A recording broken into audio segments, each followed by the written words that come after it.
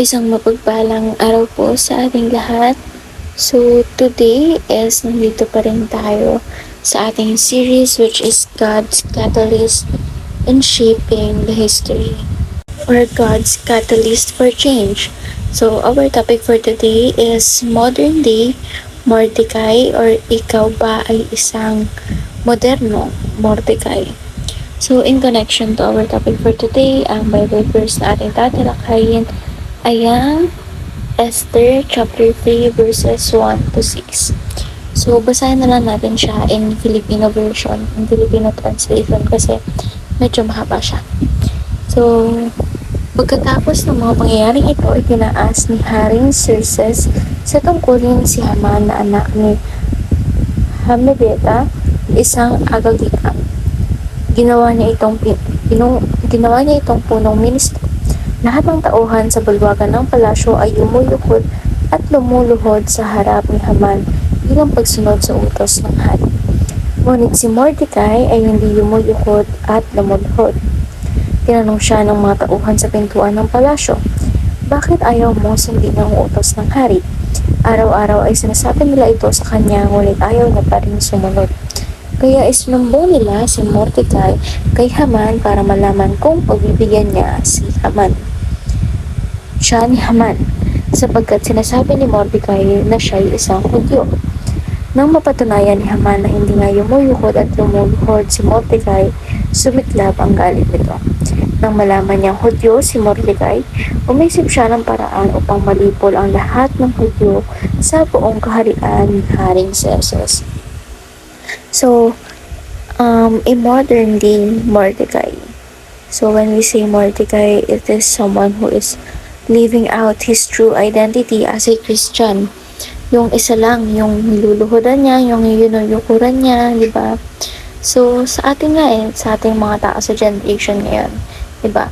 Parang hindi na natin ginagawa yan, even when saying sorry to elders, di ba? So, hindi na natin siya ginagawa. Kasi nga, parang napalaki na tayo na we should only do that to Jesus Christ, our Lord God, diba? Nasa kanila lang tayo, yuyukod at luluhod. And that is one of the things that we should remember as Christians or as a modern day Mordecai. So, para mas mapalalim pa itong talakayan natin, is proceed tayo sa ating teaching. Number 1, a present day Mordecai is, number 1, a Christian who lives out his true identity.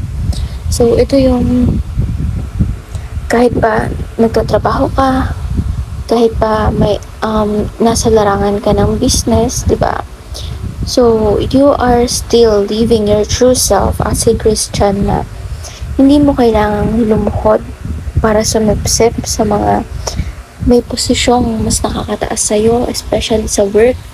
Diba? Hindi mo kailangang luhuran yung mga taong nagpapalago ng negosyo mo. Hindi mo kailangang yumuko bilang paggalang sa mga taong nasa posisyon, di ba? Kasi nga, sinasabi rito na a true Christian is loyal only to God alone, di ba?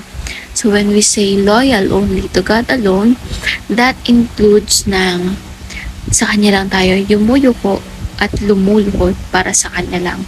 Gaya nga ng ginagawa ni Haman dito sa verse na nabasa nga natin, di ba? Ginagawa ni Mordecai pala.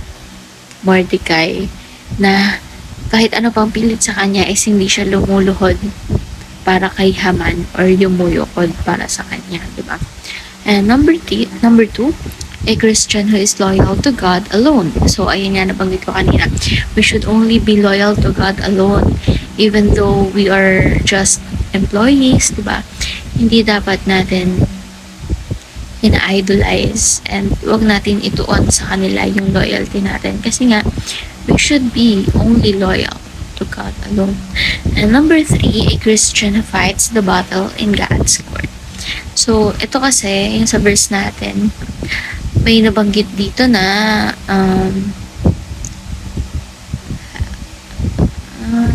may nabanggit dito na parang ayan, Nang malaman ng Hudyo, si Mordecai, umisip siya ng paraan upang malipulang lahat ng Hudyo sa buong kaharian ng Xerxes. So, ito kasi, kumbaga, he is living or he is fighting the battle in God's court. Not in anyone's court, not in anyone's palace, hindi sa kaharian ng kung sino man. Diba? So, we should only fight within our God's court, diba? And I think applicable din to sa mga bagay na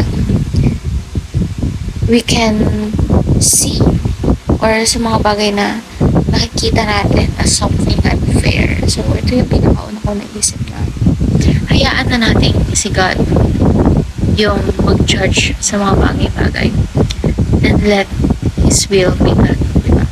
So, like for example, yun sa famous na issue. Ito ko lang siya sa TikTok tsaka sa Facebook. Diba, yung mother nila, yung isang veteran actress dito sa Philippine industry, sa Filipino movie industry, is parang nabaypas siya or parang nabaliwala siya sa isang big event nila this year. I think this month lang yan. And ayun nga, instead of taking legal actions, yung child niya or yung children niya is nag-decide na lang sila to let God's will, di ba? Na kung ano man yung will ni God, yun na lang yung mangyari. Kasi nga, they are Christians. They are living out their true identity as a Christian. So, ngayon naman is proceed tayo sa ating application. Number 1, embrace our identity in Christ. Number 2, pledge our absolute allegiance to God. Number 3, fight harder in God's court. So, para naman sa ating discussion part by now, after watching this devotion, we should be able to, by God's grace, identify how can we stay loyal and remain faithful to God in times of crisis.